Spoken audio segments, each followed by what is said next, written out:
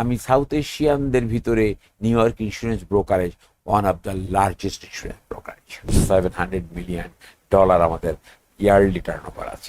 Almost 6,000 employee কাজ করছে। 6,000 তারা কাজ করছে আমেরিকার মাটিতে। আমেরিকার মাটিতে কাজ করছে। আমেরিকা এমন একটা দেশ, এ দেশে যে আপনি যদি পরিশ্রম করেন, তবে একটা কথা থাকতে হবে, সততার সাথে পরিশ্রম করা। সৎ হতে হবে সৎ হতে হবে ফার্স্ট, তারপরে পরিশ্রম করতে পরিশ্রম। হবে। আপনি যখনই সততার সাথে পরিশ্রম করবেন, আপনার জীবনে সফলতা আসবেই। আপনি দেখেছেন আমাদের বাংলাদেশিদের ভিতরে অনেক লোকই নিউ ইয়র্কে যে ইয়েলো ক্যাব চালায়। ইয়েলো ক্যাব চালানো কোনো ছোট কাজ না, ইটস এ ভেরি একটা সম্মানীয় কাজ। বহু লোক আছে ইয়েলো ক্যাব চালায়, তারা ইয়েলো ক্যাবের মেডেলিয়ান কিনেছে। একটা মেডেলিয়ানের দাম আগে ছিল প্রায় $1,000,000। এখন কোনো একটা কারণে সে মেডেলিয়ানটা পড়ে গেছে, দামগুলো বিয়ে যেহেতু বর্জাতে মার্কেটে আসছে, কিন্তু তারা তখন $1,000,000 দিয়ে মেডেলিয়ান কিনেছে। তারা নিজেরা বাড়ি করেছে, বাড়ি করে থেকে একবেলা গাড়ি চালিয়েছে, আর একবেলা তারা গাড়ি রেন্ট দিয়েছে, দিয়ে নিজে করেছে। আবার বহু লোক আছে আজকে 20 বছর ইয়েলো ক্যাব চালায়, ব্যাংকের অ্যাকাউন্টে দেখবেন যে $100। আসসালামু আলাইকুম, সবাইকে স্বাগত জানিয়ে শুরু করছি বাংলা ভিশনের নিয়মিত আয়োজন দেশের কথা। আপনাদের সাথে আছে আমি সুজন মাহমুদ। দর্শক, আজ আমরা এমন একজন অতিথিকে আপনাদের সামনে নিয়ে এসেছি, অথবা আপনাদের সাথে পরিচয় করে দিতে যাচ্ছি, যিনি একজন বাংলাদেশি, অথচ নিউ ইয়র্কের স্বনামধন্য ব্যবসায়ী, শীর্ষ ব্যবসায়ীদের মধ্যে উনি একজন।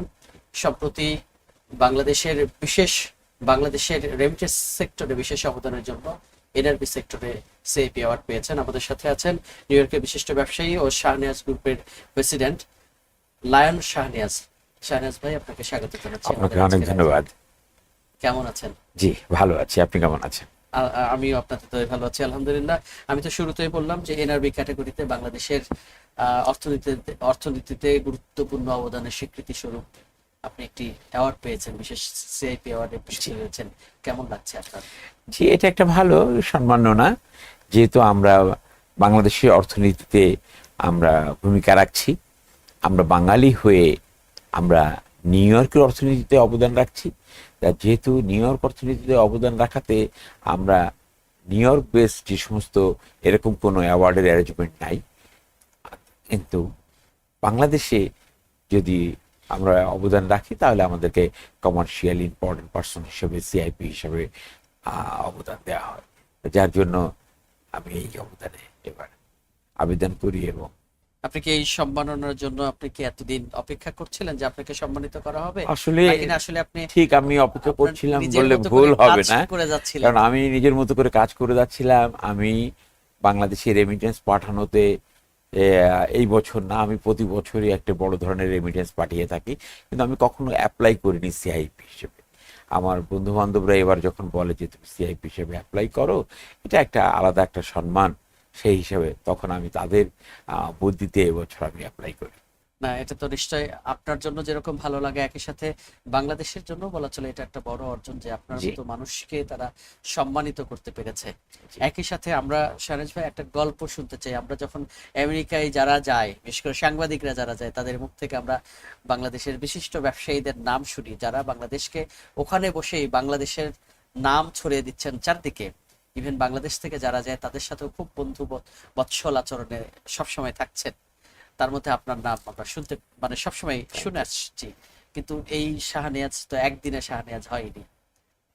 এই শাহনিয়াজ একজন শাহনিয়াজ তৈরি হওয়ার পিছনের গল্প আমরা শুনতে চাই। আসলে আপনার এই শুরুটা কিভাবে? আসলে শুরুটা বলতে গেলে, যদি আমি বাংলাদেশ থেকে শুরু না করে আমি যদি নিউ ইয়র্ক থেকে শুরু করতে পারি, বাংলাদেশে আমার প্রথম জীবনটা কাটছে চাকরিতে। কারণ আমি আমার এডুকেশন শেষ করে আমি চাকরি করতে শুরু করি। প্রথম আমি চেকোস্লোভাকিয়ান এমবেসিতে চাকরি করি, তারপরে আমি ব্রিটিশ আমেরিকান টোবাকো কোম্পানিতে চাকরি করি। তখন ওটাকে বিটিসি বলতো, বাংলাদেশ টোবাকো কোম্পানি, পরবর্তীতে এখন ব্যাটকো বলছে। তাই ওখানে আমি চাকরি করি। ওখানে কর্মজীবন শেষ করার পরে আমি নিজস্ব ব্যবসায়ে আসি। আমার গার্মেন্টস ফ্যাক্টরি ছিল, এমব্রয়ডারি ফ্যাক্টরি ছিল, মানে সুপার এটা মার্কেট বাংলাদেশেই ছিল, তখন? বাংলাদেশে ছিল। আমার বাইং অফিস ছিল সাজ মার্চেন্ডাইজিং কর্পোরেশন নামে। তো বাংলাদেশে কত বিজনেস সালে করতে সেটা? করে এটা আমি 2000 সাল পর্যন্ত, বেসিক্যালি 2001, 2 পর্যন্ত, 3 পর্যন্ত চালাই। 4-এর পর থেকে আমি সিদ্ধান্ত নিই যে আমি ওভারসিজ কিছু করব। তারপর আমি 2005 সালে বাংলাদেশ থেকে নিউ ইয়র্কে চলে যেয়ে নিউ ইয়র্কে ব্যবসা শুরু করি। তো নিউ ইয়র্কে প্রথম আমি গিফট শপ দিয়ে ব্যবসা শুরু করি। তো গিফট শপে আমি ভালো করেছিলাম, কিন্তু একটু প্রবলেম ছিল ওখানে গিফট শপগুলোতে কিছু ফেক প্রোডাক্ট বিক্রি করতে হতো, না হলে প্রফিট মার্জিন করা যেত না। তাই যার কারণে আমি এইটার বিরোধী ছিলাম, আমি ফেক প্রোডাক্ট বিক্রি করব না। এই কারণে আমি ওই বিজনেসটা বন্ধ করে দিই, বলি যে না, আমি এটা করব না। কারণ আমি যতটুকু পড়াশোনা করেছি, আমি যতটুকু জেনেছি, আপনি যদি আপনি তো দেশের বাইরে, ঢাকা জি বিশ্ববিদ্যালয়ে আমি ঢাকা পড়াশোনা ইউনিভার্সিটি করেছেন। থেকে পাশ করেছি। আমি আমার স্কুল জীবন খুলনাতে সেন্ট জোসেফ থেকে ম্যাট্রিক পাশ করেছি। বিএল কলেজ থেকে আমি ইন্টারমিডিয়েট পাশ করছি, ইকোনমিক্সে মাস্টার্স করছি, এবং আমি এমবিএ করেছি আইবিএ থেকে। তা এখন আমি যখন দেখলাম যে বাইরের কোনো কান্ট্রিতে যদি আপনি কোনো ব্যবসা করতে চান, সেই ব্যবসার মূল বিষয়টাই হলো সততা। আপনি যদি সততা দিয়ে ব্যবসা না করেন, তাহলে আপনি একটা সার্টেন পিরিয়ড পর্যন্ত আপনি সাস্টেইন করতে পারবেন, তারপরে কিন্তু আপনি সাস্টেইন করতে পারবেন না। যার কারণে বাংলাদেশে কিন্তু একটা বিষয়কে খুব বেশি ওই বিদেশে একটা বিষয়কে সবচেয়ে বেশি প্রাধান্য দেওয়া হয়, যেটাকে আমরা কথায় কথায় বলি যে ক্রেডিট, ক্রেডিট সিস্টেমটা। তাই ক্রেডিট যদি কারো নষ্ট হয়ে যায়, আর রিপুটেশন যদি কারো নষ্ট হয়ে যায়, তাহলে সেই বিজনেসে ভালো করতে পারে। তা আমি, আমার ইচ্ছা ছিল যে আমি কখনো আমার ক্রেডিটটাকে নষ্ট করতে দেব না, এবং আমি আমার সততা দিয়ে আমি ব্যবসা পরিচালনা। এবং যেহেতু আমার বড় আকারে কিছু করতে গেলে, আমার প্রোডাক্ট বিক্রি করতে গেলে আমার প্রচুর ফান্ড দরকার, যদি আমেরিকানদের সাথে কম্পিট করতে হয়। কিন্তু আমি যদি সেবা বিক্রি করি, তাহলে কিন্তু আমি আমেরিকানদের সাথে কম্পিট করতে পারবো। তখন এই উদ্দেশ্য নিয়ে আমি ওখানে ইন্স্যুরেন্স ব্রোকারেজ কোম্পানি করি 2007-এ এসে। ইন্স্যুরেন্স ব্রোকারেজ কোম্পানিতে বিষয়টা হলো যে আমি বিভিন্ন কোম্পানি, যারা ইন্স্যুরেন্স কোম্পানিগুলো আছে, তাদের সাথে কন্ট্যাক্ট করে তাদের এজেন্ট হব। তারা আমাদেরকে বলবে যে তুমি আমার ব্রোকার, তাদের এজেন্ট হবে, এবং আমার কাছে কোনো একটা ক্লায়েন্ট যদি কোনো ইন্স্যুরেন্স করতে আসে, যে কোনো প্রোডাক্ট নিয়ে, সেটা হলো একটা গাড়ি নিয়ে আসতে পারে, একটা বাড়ি নিয়ে আসতে পারে, একটা ব্যবসা প্রতিষ্ঠান নিয়ে আসতে পারে। একটা ব্যবসা প্রতিষ্ঠানে 3টা ইন্স্যুরেন্স লাগে: liability insurance, workers compensation insurance এবং ডিসএবিলিটি ইন্স্যুরেন্স।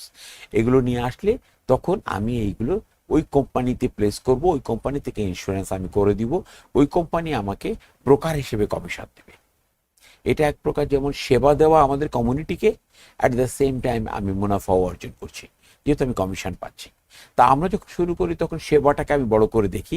কারণ নিউ ইয়র্কে আপনি জানেন যে ট্যাক্সি ইন্ডাস্ট্রি রয়ে গেছে, যেটা ইয়েলো কালার ট্যাক্সি চলে, অথবা উবার চলে, অথবা বিভিন্ন ধরনের আরও ট্যাক্সি, লোকাল যে ট্যাক্সি এগুলো আছে, কার সার্ভিস বলি, অথবা গ্রিন কালারের ট্যাক্সি আছে। তখন আমাদের বাংলাদেশিদের ভিতরে কেউ কোনো ব্রোকার ছিল না। আচ্ছা, তা আমি তখন প্রথম ব্রোকার হই, এবং আমার কোম্পানির নাম দিই registered company new York insurance brokerage. মানে কিন্তু আপনি আমি প্রথম বাংলাদেশি যিনি প্রথম নিউ ইয়র্কে বাংলাদেশিদের গিয়ে ভিতরে আমি ব্রোকারেজ। ব্রোকারেজ কোম্পানি করি। তখন করার পরে যখন আমি বিভিন্ন কোম্পানিতে বলি যে আমি একটা কোম্পানি করেছি, তোমরা আমাকে এগ্রিমেন্ট দিলে আমি তোমাকে বাংলাদেশি এবং সাউথ এশিয়ান কাস্টমারকে তোমাদেরকে দিতে পারবো, তখন তারা এটাকে খুব একটা ভালোভাবে নেয় না। বলে যে দেখো, এটা তোমাদের বিজনেস না, এটা আমাদেরকে ইন্ডিয়ান হিসেবে কাউন্ট করা হয়। বলা হয় যে you Indian people, this is not the business for you. So you are very lucky that you got a very good name, যে New York insurance brokerage, but এটা নিয়ে তোমরা কাজ করো না। কিন্তু আমি আচ্ছা, ধৈর্য হারাইনি, আমি বলছি না, ঠিক আছে, হবে। এইভাবে আমি চেষ্টা করতে করতে করতে করতে এমন একটা সময় আসে যে নিউ ইয়র্কে ট্যাক্সি ইন্ডাস্ট্রি যে যতগুলো ইন্স্যুরেন্স কোম্পানি ছিল, আমি সবগুলো ইন্স্যুরেন্স কোম্পানির ব্রোকার ছিলাম, প্রত্যেকটা ইন্স্যুরেন্স কোম্পানির ব্রোকার ছিলাম। তো এটা তো মানে অসাধারণ একটা এরপরে অর্জন আপনার জন্য। মোটামুটি কাজ করতে করতে করতে করতে এখন এমন একটা পর্যায়ে এসে গেছি যে আমি সাউথ এশিয়ানদের ভিতরে new York insurance brokerage one of the largest insurance brokerage, এবং নন ইন্স্যুরেন্স ব্রোকারেজ আমি বলতে পারি। দেখা গেল অনেক ট্যাক্সি ড্রাইভারের আমার সাথে ইন্স্যুরেন্স নাই, অন্য কোনো কোম্পানির সাথে ইন্স্যুরেন্স আছে, বাট সে আমার কোম্পানির নাম জানে। আচ্ছা, এটা কিন্তু একটা বড় পাওনা সবাই সব ক্ষেত্রে। যেমন একটা product coca cola, coca cola product যারা সফট ড্রিঙ্ক খায়, তারা অনেকে কোকা কোলা খায় না, কিন্তু কোকা কোলা নাম নাম শুনছে। জানে। সে মানে নাম আপনি শুনছে যে কোকা কোলা বলে একটা সফট ড্রিঙ্ক আছে। তা এই যে যে পরিচিতিটা, এটা নিউ ইয়র্কে আমার আছে, যে নিউ ইয়র্ক ইন্স্যুরেন্স ব্রোকারেজকে চেনে সবাই। মানে সেটা বাংলাদেশি হোক আর অথবা ওখানকার লোকাল পিপল হোক। সব ব্যাপার, শুধু বাংলা। এখন আর নিউ ইয়র্ক ইন্স্যুরেন্স ব্রোকারেজ বাংলাদেশিদের সাথে নাই, এখন নিউ ইয়র্ক ইন্স্যুরেন্স ব্রোকারেজ সব দেশের সাথে আছে। ওখানে কালো বলেন, স্প্যানিশ বলেন, আরবের দেশের লোক বলেন, নেপালি বলেন, পাকিস্তানি বলেন, ইন্ডিয়ান বলেন, বাংলাদেশ বলেন, সব আমার ড্রাইভাররা আমার সাথে ইন্স্যুরেন্স আছে। কারণ এটা একটা ইন্স্যুরেন্স ব্রোকারেজ কোম্পানি, স্পেসিফিক কোনো বাংলাদেশিদের ইন্স্যুরেন্স ব্রোকারেজ কোম্পানি হিসেবে এখন আর নাই। কিন্তু প্রথম যখন আমরা শুরু করি তখন কিন্তু আমরা বাংলাদেশিদেরই প্রথম ডেকে আনছে আমাদের কাছে, কারণ তখন অন্য দেশের লোকজন আমাদের কাছে আসতে একটু কনফিউজ হয়ে যেত, যেটা কেমন যাব নতুন কোম্পানি। তখন আমরা তাদেরকে কনভিন্স করতাম যে দেখো আমি নতুন ব্রোকারেজ কোম্পানি, বাট আমি তোমাকে যে ইন্স্যুরেন্সটা দিব সেটা তো ওই কোম্পানির ইন্স্যুরেন্স দিব, ওই কোম্পানি তো নতুন না, আমি তো তোমাকে কোনো ইন্স্যুরেন্স দিচ্ছি না, আমি একটা মিডল ম্যান। তুমি আমার কাছে আসছো, আমি ওই কোম্পানির এজেন্ট, আমি ওই কোম্পানিতে তোমার ইন্স্যুরেন্স করে দিব। সুতরাং তোমার ইন্স্যুরেন্স কখনো কোনো ফেক হবে না। সুতরাং ইন্স্যুরেন্স ফেক হয় না।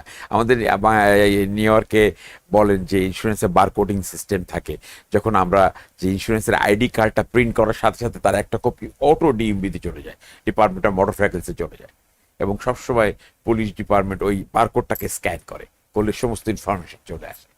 তো যার কারণে তখন তাদেরকে কনভিন্স করছি যে দেখো আমি তোমাকে ইন্স্যুরেন্স দিচ্ছি, এই ইন্স্যুরেন্সটা আমার না, আমি তোমাকে ওই কোম্পানি থেকে ইন্স্যুরেন্স এনে দিচ্ছি। সুতরাং সেই কোম্পানিতে ইন্স্যুরেন্স এনে দিলে তো তোমাকে আমি অন্য কোম্পানি থেকে বেটার সেবা দিই। মানে এটা তো শুধু আপনার জন্যই গর্বের বিষয় না, একই সাথে ওখানে যারা বাংলাদেশের যে মানুষগুলো বাস করেন সবার জন্য তো আপনি একজন গর্বের হ্যাঁ, মানুষ সেটাই, সেখানে। এটা গর্বের বিষয় যে সে আমাদের। আর সবচেয়ে বড় বিষয় হলো যে আমাদের যারা বিশেষ করে ইন্ডিয়া, পাকিস্তান, নেপাল এবং বাংলাদেশ, এই সমস্ত দেশের লোকগুলা তাদের নিজেদের ভাষায় আমাদের অফিসে এসে কথা বলতে পারে। কারণ যেরকম আমাদের লোকজন তারা হিন্দি, উর্দু বা নেপালি ভাষা বলতে পারে, বাংলা বলতে পারে, সুতরাং তারা কমফোর্টেবল ফিল করে আমাদের সাথে বাংলায় কথা বলতে। তখন এই কাস্টমাররা আসতে শুরু করে আমাদের কাছে। এরপরে আস্তে আস্তে আস্তে আস্তে স্প্যানিশ আসে, অন্যরা আসে, আমেরিকান আসে, আর কোনো অসুবিধা হয় না। এটা দিয়ে শুরু আমার বলতে গেলে। এরপর আপনার বিস্তৃতি আসলে এরপরে কতদূর পর্যন্ত? পরিচিতি লাভ করলো, আমি 2014 সালের দিকে এসে হোম কেয়ার ইন্ডাস্ট্রিতে ঢুকলাম। হোম কেয়ার ইন্ডাস্ট্রি ওয়াজ এ ভেরি গুড ইন্ডাস্ট্রি, এটা একটা রাইজিং ইন্ডাস্ট্রি। তখন সেখানে শুরু করলাম। সেখানে ওই একটা বিষয়ই ছিল, সেটা হলো সততা। এই সততার জন্য আমার মোটামুটি নিউ ইয়র্কে একটা নাম হয়ে যায়। হোম নিউ কেয়ার ইয়র্কে মানে এটা আমি এটা হোম কেয়ার মানে এর সেবাগুলো কি এই কি? সেবাগুলোটা বলতে যে একদম প্র্যাকটিক্যাল উদাহরণ দিয়ে যদি বলা যায়, যদিও আমার বাবা মারা গেছেন, বাট যদি আমার বাবা বেঁচে থাকতেন, আমার বাবা নিউ ইয়র্কে আছেন, অসুস্থ হয়ে আছেন, ওনাকে দেখাশোনা করার জন্য একজন লোক লাগবে। তা দুইটা প্রোগ্রাম ছিল। একটা প্রোগ্রাম হলো আমার নিজস্ব কোনো আত্মীয় কেউ আমার বাবাকে দেখাশোনা করতে পারবে, এবং সে আমাদের কাছ থেকে পে রোলে বেতন পাবে, সে আমার এমপ্লয়ি হয়ে যাবে। তাতে আমার ওয়াইফ যদি হয়, আমার ওয়াইফ দেখাশোনা করতে পারবে, আমার সন্তানাদি দেখাশোনা করতে পারবে, অথবা দেখা গেলো অন্য যে কোনো আমার ছেলে, ছেলের বউ, মেয়ে, মেয়ের হাজবেন্ড, যে কেউ দেখাশোনা করতে পারবে, এবং তারা কোম্পানি সরাসরি আমার কোম্পানি এমপ্লয়ি হয়ে যাবে। তখন আমি ওরা মেডিকেড প্রোগ্রামে পড়ে আমরা ইন্স্যুরেন্স কোম্পানির কাছ থেকে টাকা পাবো, ইন্স্যুরেন্স কোম্পানি থেকে টাকা পেয়ে আমরা ওদেরকে পে রোলে টাকা দেবো, ওরা আমাদের এমপ্লয়ি হয়ে যাবে।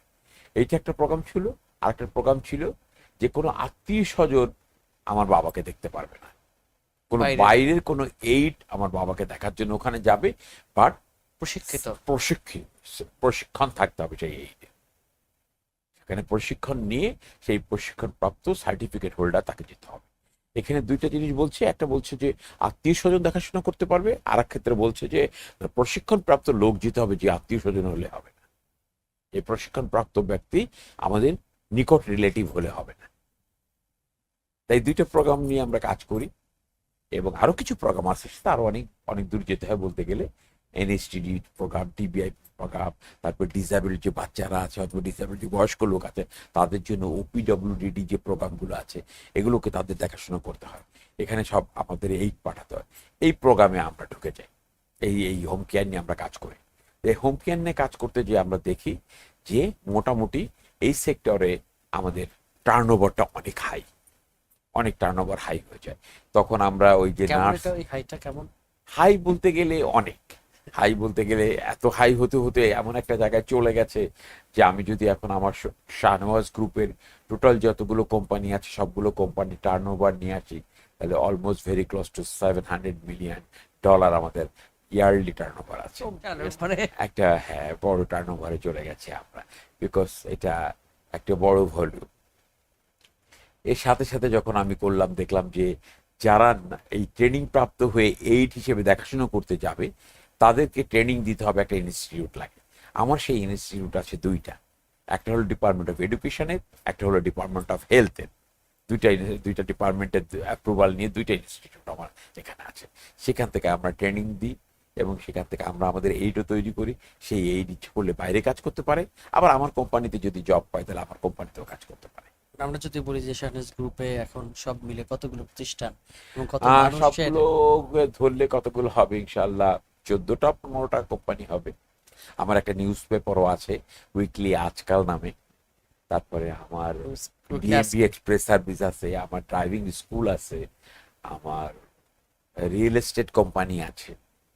তো সব মিলে এখন কত মানুষের কর্মসংস্থান নিশ্চয়ই আমরা এটা যদি অনেক হবে। এইডদেরকে কাউন্ট করি, কারণ এইড হলো আমার নিজস্ব এমপ্লয়, আমি তাকে পেরোলে বেতন দিচ্ছি, W2 তে তারা স্যালারি পাচ্ছে, তাহলে সেই হিসেবে আমরা কাউন্ট করলে আমার টোটাল কোম্পানিতে দেখা গেল যে অলমোস্ট 6000 এমপ্লয়ি কাজ করছে। 6000 তারা কাজ করছে আমেরিকার মাটিতে। আমেরিকার মাটিতে কাজ করছে।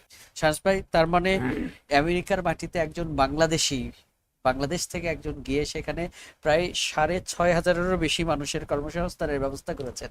জি, এটা একটা বড় ধরনের বিষয়। শুধুমাত্র 6500 এমপ্লয়ি, 6500 পরিবার চলছে।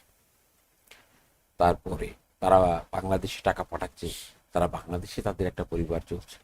তার মানে একটা বড় সোশ্যাল ওয়ার্কের সাথে আমি জড়িত হয়ে পড়েছি মোটামুটি, যেটা সত্যিকার অর্থে শাহনওয়াজ গ্রুপ একটা বড় গ্রুপ আকারে ধারণ করেছে। সে সেক্ষেত্রে সম্মাননাও আমি নিউ ইয়র্কে বসে পাই।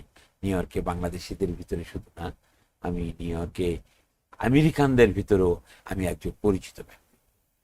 আমাদের নিউ ইয়র্কের ইলেক্টেড অফিসিয়াল সবার সাথে আমার ভালো সম্পর্ক, পুলিশ ডিপার্টমেন্টের সাথে ভালো সম্পর্ক, সব ডিপার্টমেন্টের সাথে একটা সম্পর্ক রেখে মোটামুটি আমরা বাংলাদেশি মাইনরিটি হিসাবে নিউ ইয়র্কের মতো জায়গায় আমরা একটু দাপট নিয়েই চলি। আমরা বাঙালিদের ভিতরে হয়তো রোলস রয়েস গাড়ি প্রথম, কিন্তু আসলে অনেকে বলবে যে হয়তো তার পয়সা হচ্ছে বলে রোলস রয়েস গাড়ি কিনেছে, বা অন্য কোনো কারণে, বা কেউ বলবে হয়তো দেখানোর জন্য।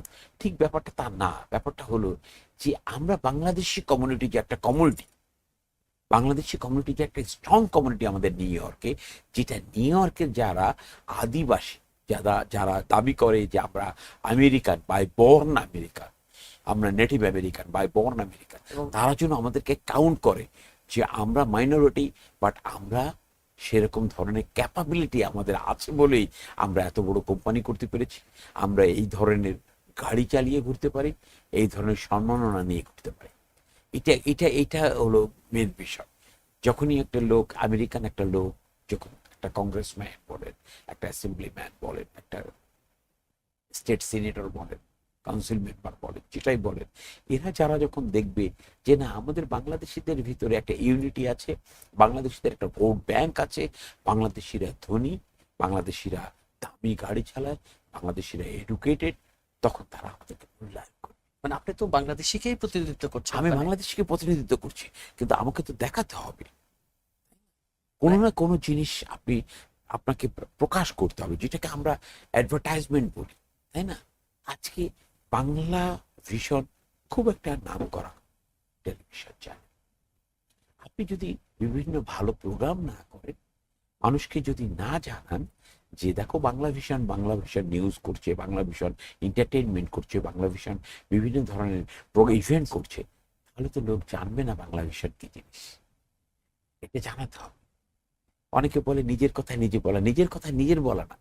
আমি আপনাকে যদি না বলি যে আমার একটা আজকাল বলে, উইকলি আজকাল বলে পত্রিকা আছে, তাহলে আপনি জানবেন কি করে যে আমার একটা উইকলি আজকাল পত্রিকা? এটা বহু পরিচিত পত্রিকা, এটার বয়স হয়ে গেছে এখন প্রায় 18 বছর, 18 ইয়ার্স ওল্ড আজকাল পত্রিকা। এখন আপনি যদি না জানেন, তাহলে আপনি তো বুঝতে পারবেন না যে আজকাল বলে একটা পত্রিকা আছে। এটা তো আপনাদেরকে জানাতে হবে। পত্রিকা বা সার্ভিস ওরিয়েন্টেড আমাদের বাংলাদেশি এমপ্লয়িরাই যুক্ত হচ্ছে বা বিভিন্ন এমপ্লয়িরাই যুক্ত হ্যাঁ, হচ্ছে এর সাথে, কিন্তু আপনি তো আরেকটু বড় কাজ করে যাচ্ছেন যে নিউ ইয়র্কের বলা চলে যে বড় একটা অংশ আপনার প্রতিষ্ঠানের উপর ডিপেন্ডেন্ট। হ্যাঁ, এটা বলা যেতে পারে যে আমি নিউ ইয়র্কের যে ইভেন্টগুলো হয় আমি চেষ্টা করি প্রতিটা ইভেন্টে কন্ট্রিবিউশন করতে।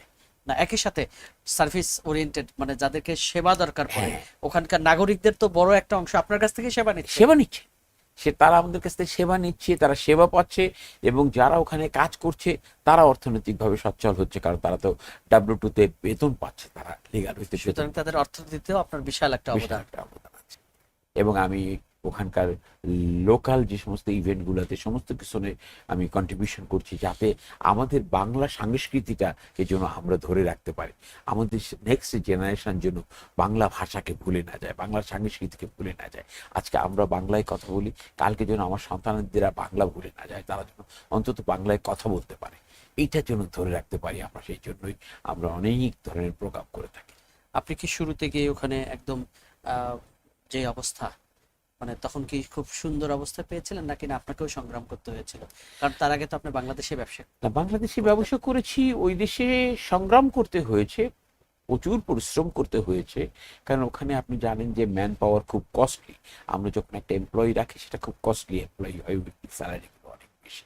সেই ক্ষেত্রে আমি একা কাজ করেছি কয়েকজনের কাজ। মানে আমি আপনি কি শুরুতে ব্যবসার জন্য গিয়েছিলেন একদম এটাই মানে? উদ্দেশ্যই ছিল ব্যবসা করব বলেই, তাছাড়া তো আমার মতো লোক যে ওই দেশে আমাদের এই বেসিক এডুকেশন নিয়ে যে কি জব করবে, আমরা জব করে সুবিধা করতে পারবো না। আর আমরা এই দেশের থেকে যারা যায় ম্যাক্সিমাম লোকজনই যে জবগুলো করেন সবগুলো একটু ওয়ার্ড জবগুলো করেন। খুব একটি ভালো জব করতে গেলে ওখানকার কিছু এডুকেশন লাগে, ওখানকার ল্যাঙ্গুয়েজ ব্যারিয়ারগুলো রয়ে গেছে।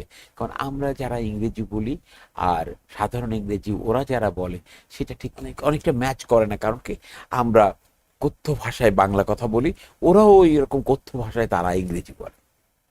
তা সুতরাং ওই ভাষাগুলোকে আমাদের আহ, জব্দ করতে হয়। আর তখন এটা একটা সময় যে জব্দ করা খুব কঠিন হয়ে কঠিন যায়, হয়ে যায়। যেমন আমার সন্তানাদিরা জব্দ করে ফেলেছে, কিন্তু আমাদের জব্দ করা খুব কঠিন হয়ে যায়, কারণ ওরা তো তখন গ্রামার দিয়ে কথা বলে না। আমরা যেমন আমাদের বাংলা ভাষায় গ্রামার দিয়ে কথা বলি না, আমরা বলি যে ঢ্যাপ করে পড়ে গেল। ঢ্যাপ করে কেউ পড়ে যায় না, পড়ে যায় তারপরে ঢ্যাপ করে। সব তো হয়। তাহলে আমরা বলছি ঢ্যাপ করে পড়ে, খেয়ে দিয়ে শুয়ে পড়ো, খেয়ে শুয়ে পড়ো, কিন্তু খাইয়া দাইয়া শুয়ে পড়ো। তা দাইয়াটা কোথা থেকে আসলো? দাইয়া বলে কিছু নাই, কিছু কথ্য ভাষা, তো ওরাও সেরকম বলে। হ্যাঁ, তা ওইগুলোর সাথে আমরা পরিচিত হতে সময় লাগে, কিন্তু আমাদের সন্তানাদিরা পরিচিত হয়ে গেছে। কিন্তু সন্তানাদিরা যেন আমাদের বাংলা ভাষাকে ভুলে না যায়, আমাদের বাংলা সংস্কৃতিকে ভুলে না যায়, এটার জন্য আমাদেরই চেষ্টা করে যেতে তো এখানেও অনেক ভালোভাবে ব্যবসা করছিলেন, হবে। কিন্তু আপনি বাংলাদেশে ব্যবসা একদম সব আহ, বলা চলে ব্যবসার সব পার্ট চুকে আমেরিকা যাওয়ার কারণ কি? আমি কখনো ওপেন রাস্তার উপরে দাঁড়িয়ে কোনো ব্যবসা বাণিজ্য করি।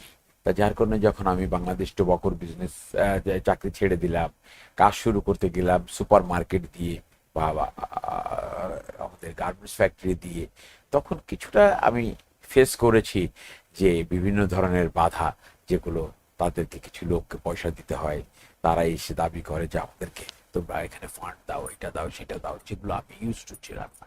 তো পরবর্তীতে দেখলাম যে না, এই জিনিসগুলোকে কেন আমরা হ্যাসেল হাতে নেব, তার মানে যেহেতু অনেকেই আপনার মতো এই হ্যাসেল গুলোর কারণেই ব্যবসা অনেকেই হ্যাসেলগুলোর ব্যবসা কারণেই করতে চায় না অথবা চায় না, এবং তারা আমরা সফল চলে হতে যেতে পারে না। বাধ্য হয়েছি যে না, আমরা হয়তো বা কোনো দেশে চলে যাব, সেই দেশে যে আমরা সেই দেশে ইনভেস্ট করবো, পরিশ্রম করবো, তার আর যদি পরিশ্রম করি তাহলে আমরা প্রতিষ্ঠিত হতে পারবো। আপনি আমেরিকা এমন একটা দেশ, এ দেশে যে আপনি যদি পরিশ্রম করেন, তবে একটা কথা থাকতে হবে, সততার সাথে পরিশ্রম করা। সৎ হতে হবে সৎ ফার্স্ট, হতে হবে ফার্স্ট, তারপরে পরিশ্রম করতে পরিশ্রম। হবে। আপনি যখনই সততার সাথে পরিশ্রম করবেন, আপনার জীবনে সফলতা আসবেই। আপনি দেখেছেন আমাদের বাংলাদেশিদের ভিতরে অনেক লোকই নিউ ইয়র্কে যে ইয়েলো ক্যাব চালায়। ইয়েলো ক্যাব চালানো কোনো ছোট কাজ না, ইটস এ ভেরি একটা সম্মানীয় কাজ। বহু লোক আছে ইয়েলো ক্যাব চালায়, তারা ইয়েলো ক্যাবের মেডেলিয়ান কিনেছে। একটা মেডেলিয়ানের দাম আগে ছিল প্রায় $1,000,000। এখন কোনো একটা কারণে সে মেডেলিয়ানটা পড়ে গেছে, দামগুলো বিয়ে যেহেতু উবার যাতে মার্কেটে আসছে, কিন্তু তারা তখন $1,000,000 দিয়ে মেডেলিয়ান কিনেছে। তারা নিজেরা বাড়ি করেছে, বাড়ি করে থেকে একবেলা গাড়ি চালিয়েছে, আর একবেলা তারা গাড়ি রেন্ট দিয়েছে, দিয়ে নিজে করেছে। আবার বহু লোক আছে আজকে 20 বছর ইয়েলো ক্যাব চালায়, ব্যাংকের অ্যাকাউন্টে দেখবেন যে $100 নেই। কেন নাই? তার সততার অভাব এবং তার পরিশ্রমের অভাব। এবং পরিশ্রমের অভাব। কারণ সে সৎ না, 1 নম্বর। 2 নম্বর হলো সে পরিশ্রম করে না। সকালে গাড়ি নিয়ে বেরোয়, দেখা যায় কোনো একটা জায়গায় গাড়ি পার্কিং করে সে বসে জোয়ার খাচ্ছে। বাড়িতে এসে বলে যে সারাদিন ইনকাম করবে। তার মানে আমরা কিন্তু এখান থেকেই আপনার পরবর্তী প্রজন্ম যারা একজন আপনার মতো শাহনেওয়াজ হতে চায়, অথবা যারা সংগ্রাম করছেন বাংলাদেশে, তাদের তাদের জন্য আপনি বললেনও, কিন্তু আমরা তারপরও এক কথা যদি বলতে চাই যে তারা কিভাবে বাইরে গিয়ে আপনার মতো একজন প্রতিষ্ঠিত সেটা ব্যবসায়ী হতে পারবে। এমনকি দেখেন যে ওখানে যে ফাস্ট ফুডের দোকানগুলো আছে, আপনি যেটাকে ডাঙ্কিং ডোনাটস বলছি, অথবা পাপাইয়া বলছি, অথবা কেএফসি বলছি, অথবা ম্যাকডোনাল্ড বলছি, এখানে আমাদের বাঙালিরা চাকরি করছে, প্রচুর বাংলাদেশি চাকরি করছে। কেউ একজন চাকরি করছে যে আমি এখানে যে কাজ শিখবো, এবং একদিন আমি সুপারভাইজার হব, একদিন আমি ম্যানেজার হব, এবং একদিন আমি 10টা দোকানের ম্যানেজার হব। আর একজন যে কাজ করছে সে চিন্তা করছে আজকে আমার 8 ঘন্টা ডিউটি, কখন 8 ঘন্টা হবে, 8 ঘন্টা হওয়ার 15 মিনিট আগেই সে তার ব্যাগ ট্যাগ সব রেডি হয়ে বসে আছে, ঘোরাঘুরি করতেছে। 15 মিনিট শেষ, একদম কাটায় 6টার সময় বেরোয় যাবো, ব্যাগটা নিয়ে বেরিয়ে গেল। সারা জীবন চাকরি করে গেছে, ওই করে গেছে। আর একটা ছেলে অথবা একটা মেয়ে 3 থেকে 4 বছরের ভিতরে 10টা দোকানের ম্যানেজার, একা বসে এক জায়গায় বসে 10টা দোকান চালাচ্ছে। তার মানে এটা শুরু থেকে আপনার এই গোলটা সেট করে নিতে হবে। আমার গোলটা সেট করে নিতে হবে যে আমি কোথায় যাচ্ছি, আমি ওখানে পৌঁছাবো। আমার ভিতরে সততা থাকতে হবে, আমার ভিতরে পরিশ্রম থাকতে হবে, এবং আমি ওই জায়গায় যাব। এই জিনিসগুলো যার ভিতরে আছে তারা উপরে উঠতে পেরেছে, আর যাদের ভিতরে নাই তারা উঠতে পারেনি। যেমন ইয়েলো ক্যাবের কথা বললাম, ইয়েলো ক্যাবের ড্রাইভার, সে ব্যারেল কিনেছে, বাড়ি করেছে, সুন্দরভাবে ঘুরছে। আর একজন ইয়েলো ক্যাব এখনো পর্যন্ত চালাচ্ছে, সে মেডেলিয়ান কিনতে পারেনি, এখনো পর্যন্ত রেন্টের গাড়ি চালায়, এখনো পর্যন্ত সে গ্যারেজ থেকে গাড়ি নিয়ে চালায়, নিজের গাড়ি।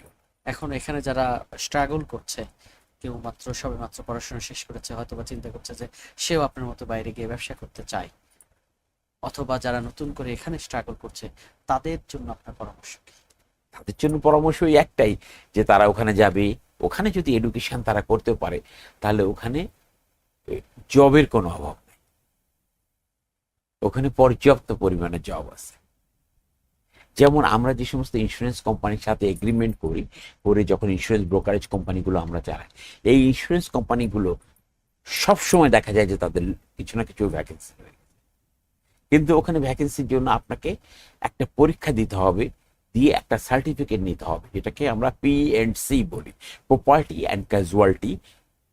এখন এই প্রপার্টি অ্যান্ড ক্যাজুয়ালিটি পরীক্ষা দিতে গেলে একটু কঠিন, পাশ করা, 90 আওয়ার্স ক্লাস করতে হয়, করে তারপরে এক্সাম দিতে হয় সিটিতে।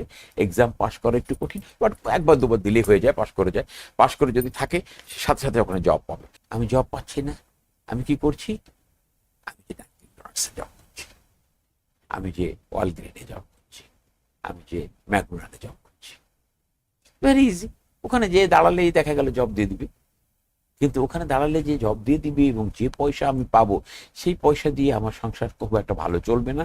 আর ওখানে যে যদি আমি ওরকম কোনো উদ্দেশ্য না থাকে যে আমি সমস্ত কাজ শিখবো এবং একদিন সুপারভাইজার হব এবং ম্যানেজার হব, কত তাড়াতাড়ি আমি সুপারভাইজার হতে পারি, কত তাড়াতাড়ি আমি ম্যানেজার হতে পারি, এই জিনিসগুলো যদি এই অধ্যবসে এইগুলো যদি না, তাহলে সে সারা জীবন ওইভাবে থাকবে। আর সে যদি পড়াশোনা করে, না ঠিক আছে আমি এখানে পড়াশোনা করবো, আমি ওখানে পড়াশোনা করবো, এইটুকু করবো, অনেক সুযোগ পেয়ে গেল। আপনার পরামর্শ হলে সুযোগ সবগুলো আপনার জন্য রেডি আছে, কিন্তু আপনাকে আমাকে প্রস্তুত হতে হবে, আমি কি করব, আমি কি করতে চাই, সেই এটা গোলটা সেট করতে হবে, সেই এবং গোলটা সেট নিজেকেই করতে হবে। প্রস্তুত রাখতে হবে। রাইট, আপনার সফলতার প্রধান চাবিকাঠি যদি বলি এটাই, সেটা হলো যে পরিশ্রম, আপনাকে পরিশ্রম করতে সততার হবে, সাথে পরিশ্রম। দৌড়াইতে হবে। এর সাথে কিছু জিনিস রয়ে গেছে, সেটাকে আমরা বলি, ও সবসময় স্বীকার করি, মুসলমান হিসেবে স্বীকার করতে হয়, যে আমাদের মুরব্বীদের দোয়া, আল্লাহ রাব্বুল আলামিনের রহমত। আমি শিওর এই প্রোগ্রাম যারা দেখবেন তারা নিশ্চয় তাদের মধ্যে এখন থেকে এই ধরনের একটা স্বপ্ন তৈরি হবে যে আমার গোল আমি এখনই সেট করবো এবং আমাকেও বড় হতে হবে। আমাকে বড় হতে হবে, আমার গোল আমি এখনই সেট করব, যে কি করলে আমি কোথায় যেতে চাই, আমি কি করলে কোথায় পৌঁছাতে পারি। আমাকে সবসময় চিন্তা করতে হবে যে আমি পৌঁছাবো, আমি যে সময় কাটাবো তা হবে না, আমাকে সময় কাটালে সারা জীবন ওইভাবেই থাকতে হবে। সবার উদ্দেশ্যেই যেভাবে আমি নিজেও কনভিন্স, আসলে আমারও তো স্বপ্ন বোধহয় আরো বড় হয়ে গেল। একই সাথে যারা এই প্রোগ্রামটা দেখছেন অথবা হচ্ছে দেখবেন যারা, আমি শিওর যে তাদের জন্য আপনি বড় একটা ইন্সপায়ারিং, হ্যাঁ, এবং সেই জায়গায় আপনাকে তারা বসাবে ইনশাল্লাহ। আর আমাদের আপনার অনেক ব্যস্ততম সময়ের মধ্যে এতক্ষণ সময় দিয়েছেন, থ্যাংক অনেক ধন্যবাদ আপনাকে। থ্যাংক ইউ, আপনাকে অনেক ধন্যবাদ। আমরা ধন্যবাদ জানাই আমাদের আপনাদের টিভি চ্যানেলকে, যেটা আমাদের সাথে অনেকদিন ধরেই পরিচিত। এটা বাংলা ভিশন। বাংলা ভিশনের খোকা ভাইয়ের সাথেও আমার খুব ভালো সম্পর্ক ছিল, এবং খোকা ভাই মৃত্যুর আগে বোধহয় লাস্ট ইভেন্টে অ্যাটেন্ড করেন আমার ইভেন্টে।